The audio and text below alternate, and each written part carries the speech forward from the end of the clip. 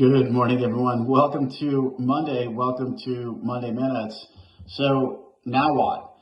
Big employment number on Friday, somewhat unexpected, but certainly if you look at the rate market heading into that employment number, we were leaking higher in yield, lower in price, and we had a couple of good indicators earlier in that week. Certainly ADP better than expected. But the ISM services number also, fairly constructive. If you look at the components of that, if you listen to the narrative coming out of that report, somewhat constructive. So an economy here that continues to plod along. For us, the opportunity in terms of duration was coming out of the first quarter of 2024. We're not Monday morning quarterbacking here. We've been very vocal about that. We're very vocal about that with the higher inflationary readings.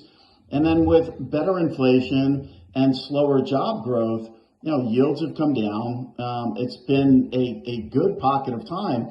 But certainly, as you look at this period, and we called it consolidation, heading into where we had gotten ourselves to, there was no need for duration further. I mean, the accounts were just not grabbing duration further. When you look at, 10-year yields in and around 360 to 385, we were in need for a new catalyst to move lower. And certainly Friday's employment report didn't give us that. So where do we go from here? Now, look, 10-year yields in and around 4%. If you look at growth, 1.5% to 2%. If you look at inflation, we're not getting down to 2% unless something really, really goes wrong. So if you look at inflation between 2% and 3%, we're not mispriced here by any stretch. Could we go a little bit higher in yield? Yeah, certainly. In 10-year space, we look at 4.15, 4.18 as a level. So there will be opportunities here going forward. The market is certainly going to be choppy. And then from the Fed's perspective, for us, we had favored 25 basis points to start the cycle. We thought we can get 3 doses of 25 in 2024, but now we have a 50 and we have expectations in terms of what comes next. How does Chair Powell follow up a 50 with nothing at this point? So we're certainly skewing the other way.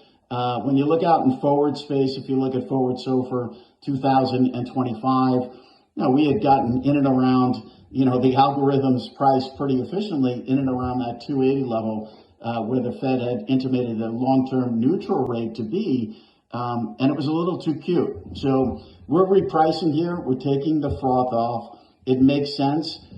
Personally here, we're not getting caught up in one particular number, but one particular number does create a little bit of a rethink in terms of not the pathway. The pathway seems to be logical for the Fed to come down here and recalibrate, but the speed and nature in which we do that. So it's going to be a little confusing, I think, for this market short term. You throw in the election on top of that, which is inside of a month now, and it certainly does complicate things. But I think the market taking a little bit of a tempering here. At one point we had 75 basis points of additional rate cuts priced in on top of the 50. That seemed rich to us. We thought we'd get 75 in total. So maybe now we have a 50 and we get one more 25 for the remainder of this year. But I think certainly markets are taking notice here to some of the data that we've had coming in, and it's been the reality is it's been slightly better than expected. Wishing everyone a great week ahead. On the ground this week, CPI, PPI, we get tons of Fed speak, certainly long end Treasury supply. And with regard to PPI and CPI, look, oil is up 15% in a nanosecond. So it's still a very, very dynamic environment. We're not saying the inflation numbers this week don't matter, but the reality is right now, this is a dynamic environment. We expect the rate market to be choppy from here on out. And we think clients will quickly focus here on the election coming up in November, the outcomes there in terms of policy. Have a great week ahead. I'm Greg Faranello. I'm head of US Rates for AmeriVet Securities.